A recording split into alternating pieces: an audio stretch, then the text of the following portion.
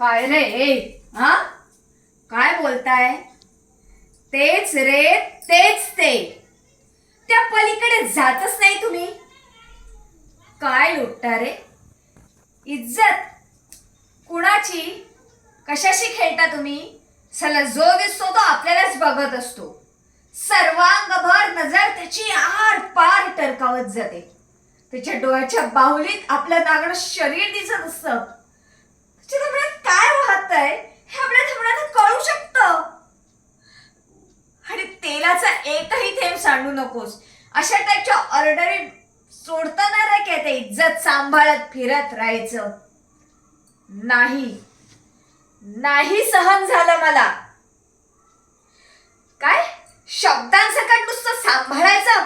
चिमट्यांपासून पाठ सांभाळ, धडकांपासून छाती सांभाळ, धक्क्यांपासून दंड सांभाळ, इतर रीत भात सांभाळ, तोंड सांभाळ, पाऊल सांभाळ, त्या शरीराचा मालक सांभाळ, त्या मालकाचा पोट सांभाळ, घरातही सांभाळ, घराबाहेरही सांभाळ. अरे सांभाळून सांभाळून दमून जायला होतं.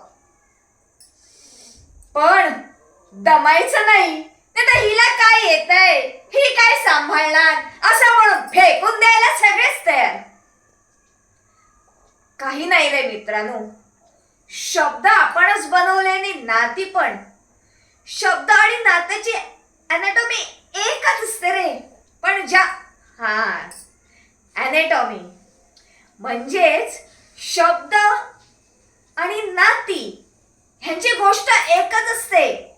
पण ज्या गोष्टीशी आपला काही एक संबंध नाहीये ना, त्यावर किती वेगाने झडप घालतो आपण. ही आदिम जनावरं आपल्या एवढीच मेंदूची आहेत हे माहीत असूनही आपण त्याच्या गळ्यात दोरी बांधतो. का का ते आपल्यासारखे पिंजऱ्यात हवे असतात?